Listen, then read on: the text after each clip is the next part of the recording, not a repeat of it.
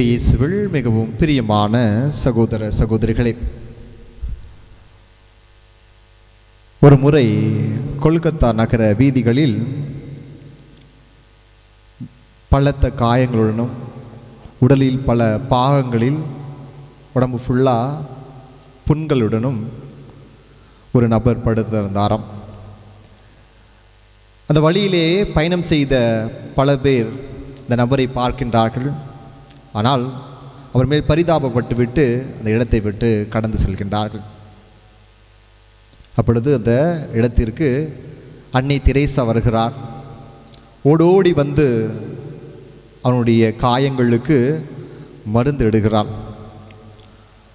அவனை தன்னுடைய தோள்களில் சார்த்தி கொண்டு அந்த இளைஞனை தன்னுடைய இல்லத்திற்கு அழைத்து சென்றாளாம்.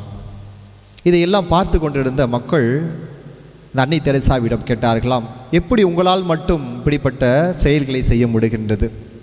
எப்படி உங்களால் மட்டும் எல்லாரும் கடந்து போகிறாங்க, எல்லாரும் அந்த மனுஷனை பார்க்குறாங்க, ஆனால் யாருமே அவனுக்கு உதவுவதற்கு முன் வரவில்லை. காரணம், அவன் மேல் அடிக்கிற அந்த நாற்றம், துர்நாற்றம், அவன் அந்த காயங்கள், இது எல்லாமே யாரையுமே அவனுடைய பக்கத்தில் கூட கொண்டு போக முடியல, பக்கத்தில் கூட போக முடியல. ஆனால் உங்களால் மட்டும் எப்படி இவ்வளவு இரக்கத்தோடு இவ்வளவு அன்போடு அவனை போய் கட்டி அரவணைக்க முடிகின்றது என்று கேட்கும் பொழுது இந்த தாய் அழகாக சொன்னாலாம், நீங்கள் எல்லாருமே அவனை ஒரு மனிதராக பார்க்கின்றீர்கள், ஆனால் அவனுக்குள் இருக்கும் கிறிஸ்துவை நான் பார்க்கின்றேன். ஒவ்வொரு மனிதருக்குள்ளும் ஒரு கிறிஸ்து இருக்கின்றார், கிறிஸ்து வாழ்கின்றார்.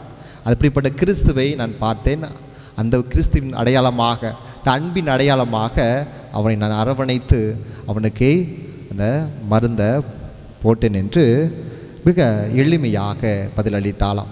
இயேசுவில் பிரியமான சகோதர சகோதரிகளே, இன்றைய நற்செய்தியிலும் இதே வாசகத்தை நாம் பார்க்கின்றோம். பரிசேயர்கள் வெளிப்புறத்தை சுத்தமாக வைத்துக் கொள்வதில் கவனம் செலுத்துகிறார்கள். அதனால தான் கடவுள் அவர்களை கடுமையாக சாடுவதை இன்றைய நற்செய்தி வாசகம் நமக்கு அழகாக எடுத்துரைக்கின்றது. அதனால்தான் முதலில் கிண்ணத்தின் உட்புறத்தை சுத்தப்படுத்துங்கள் என்று பரிசேயர்களுக்கு ஆண்டவராகிய இயேசு கிறிஸ்து அழைப்பு விடுக்கின்றார். அன்னை தெரேசா உண்மையான கிறிஸ்தவம் என்பது வெளிப்புற அடையாளத்தில் அல்ல, மாறாக ஒவ்வொரு மனிதத்தில் உள்ள அந்த மனித நேயத்தில் உண்மையான அன்பில் வாழ்கின்றது என்று அழகாக கூறுகிறார். இயேசுவில் பிரியமான சகோதர சகோதரிகளே, பல நேரங்களில் நாம் வெளிப்புற அடையாளங்களை வைத்து மனிதர்களை மதிப்பிடுவது உண்டு. அவங்க டெய்லி கோயிலுக்கு வர்றாங்க, டெய்லி ஜெபம் செய்கிறாங்க, டெய்லி எல்லா கடவுளுக்கு ஏற்ற எல்லா காரியங்களை செய்கிறாங்க என்று மனிதர்களுடைய வெளிப்புற அடையாளங்களை வைத்து மனிதர்களை மதிப்பிடக்கூடிய மனிதர்களாக பல நேரங்களில் நம்ம இருக்கிறோம். ஆனால் கடவுள் அவற்றை கடுமையாக சாடுகின்றார். ஒருவன் தன்னுடைய வாழ்க்கையை வெளிப்புற அடையாளத்தை பற்றி மட்டும் மதிப்பு விடக்கூடாது, மாறாக அவனுடைய உள்ளம் எப்படிப்பட்டதாக இருக்கின்றது, அவனுடைய எண்ணங்கள் எப்படிப்பட்டதாக இருக்கின்றன, அவன் எதற்காக அப்படிப்பட்ட செயல்களை செய்கின்றான் என்ற எண்ணத்தை ஆராயக்கூடிய ஒரு நபராக, அதற்கேற்ற நீதியை வழங்கக்கூடிய ஒரு மக்களாக, ஒரு கடவுளாக இருப்பதை இன்றைய நற்செய்தி வாசகம் மிக அழகாக எடுத்துரைக்கின்றது. அந்த நற்செய்தி வார்த்தை நாம் கூர்ந்து ஆராய்ந்தோம் என்றால், ஆண்டவர் அவர்கள் செய்த ஜெபத்திற்கோ அவர்கள் செய்த காரியங்களுக்கோ எதிராக ஆண்டவர் அல்ல. அவங்க செஞ்சது எல்லாமே கரெக்டு தான், அவங்க ஏறெடுத்த ஒவ்வொரு முயற்சியும் சரியானது.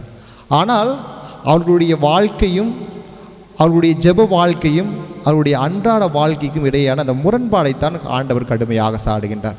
அவங்களுடைய வாழ்க்கை முறை வேறு மாதிரி இருக்குது, அவங்களுடைய ஜெப வாழ்க்கை வேறு மாதிரி இருக்குது.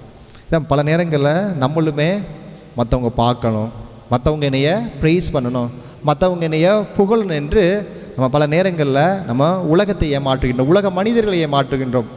ஆனால் கடவுளுடைய பார்வையில் நாம் இப்படிப்பட்டவர்களாக இருக்கின்றோம் என்பதை சிந்தித்து பார்க்க இன்றைய தினத்திலே நாம் அழைக்கப்பட்டோம். அதைத்தான் இன்றைய முதல் வாசகத்தில் பார்க்கின்றோம். பவுலுடைய மிக அழகாக சொல்கின்றார். தெசலோனிக்க மக்களிடம் அவங்க பயத்தாலும் குழப்பத்தாலும் நடுங்கி போயிருக்கிறாங்க. அப்படிப்பட்ட மக்களிடம் அவர் நிலைத்திருங்கள், ஆண்டவருடைய நம்பிக்கை நிலைத்திருங்கள், இந்த நம்பிக்கை உங்களை ஒருபோதும் விட்டுவிடாது. ஆண்டவரிடத்தில் எப்போது நம்பிக்கையோடு நீங்கள் நிலைத்திருக்கின்றீர்களோ ஆண்டவர் உங்களுடைய பயத்தையும் உங்களுடைய குழப்பத்தை நீக்கி அவருக்குடைய மக்களாக உங்களை வழிநடத்துவார் என்ற ஒரு அருமையான செய்தியை இன்றைய முதல் வாசகத்திலே பவுலடிகளார் வழங்குகின்றார். சிந்தித்து பார்ப்போம், நம்மளுடைய வாழ்க்கை முறை எப்படிப்பட்டதாக இருக்கின்றது? நாம் நம்பிக்கையில் நிலைத்து இருக்கின்றோமா? நம்முடைய உள்ளத்தளவில் உண்மையாக இருக்கின்றோமா? நம்மளுடைய எண்ணங்களுக்கு, நம்மளுடைய மதிப்பீடுகளுக்கு நாம் உண்மையாக இருக்கின்றோமா என்பதை சிந்தித்து பார்க்க இன்றைய வாசகம் நமக்கு அழைப்பு விடுக்கின்றன. சிந்தித்து பார்ப்போம். 1 சாமுவேல் அதிகாரம் 16 இறை வார்த்தை 7 நாம் அழகாக வாசிக்கலாம். மனிதர் பார்ப்பதை ஆண்டவர் பார்ப்பதில்லை. மனுஷன் எதெல்லாம் பார்க்குறாங்களோ அதை ஆண்டவர் ஒருபோதும் உற்று நோக்குவதில்லை. மாறாக மனிதன் வெளிப்புறத்தை பார்க்க, மனிதன் முகத்தை பார்க்கின்றான், ஆனால் கடவுள் உட்புறத்தை பார்க்கின்றார். கடவுள் நம்மளுடைய இதயத்தை பார்க்கின்ற கடவுளாக இருக்கின்றார். கடவுளை பல நேரங்களில் நம்ம மனுஷங்களை ஏமாற்றலாம், கடவுளை ஏமாற்ற முடியாது. அதுக்கேற்ற பலன்களை அவர் நமக்கு கொடுப்பார். சிந்தித்து பார்ப்போம், நம்மளுடைய இதயங்கள், நம்மளுடைய எண்ணங்கள், நம்முடைய செயல்கள் பிறரை மகிழ்விக்கக்கூடியதாக, பிறருடைய தேவைகளை பூர்த்தி செய்யக்கூடியதாக இருக்கின்றதா, அல்லது நம்மளுடைய ஒவ்வொரு எண்ணங்களும் செயல்களும் கடவுளை மகிமைப்படுத்தக்கூடியதாக இருக்கின்றதா? கடவுள் நம்முடைய உள்ளத்தை பார்க்கின்ற கடவுளாக, நம்முடைய உள்ள எண்ணங்களுக்கு மதிப்பு கொடுக்கக்கூடிய ஒரு கடவுளாக இருக்கின்றார். நம்முடைய எண்ணங்கள் எவ்வாறு இருக்கின்றன, நம்முடைய செயல்கள் எவ்வாறாக இருக்கின்றன, நம்முடைய உள்ளம் தூய்மையாக இருக்கின்றதா, உண்மையாக இருக்கின்றதா, கடவுளுக்கு உண்மையாக இருக்கின்றதா என்பதை சிந்தித்து பார்ப்போம். அதற்காக வரவேண்டி தொடர்ந்து திருப்பலியில் ஜெபிப்போம். நம்பிக்கையை நிலைத்திருக்கக்கூடிய ஒரு கிறிஸ்தவர்களாக, தூய இதயமுள்ள ஒரு கிறிஸ்தவர்களாக வாழ தொடர்ந்து திருப்பலியில் ஜெபிப்போம். இறைவன் நம் ஒவ்வொருவரையும் நிறைவாக ஆசீர்வதிப்பார். ஆமேன்.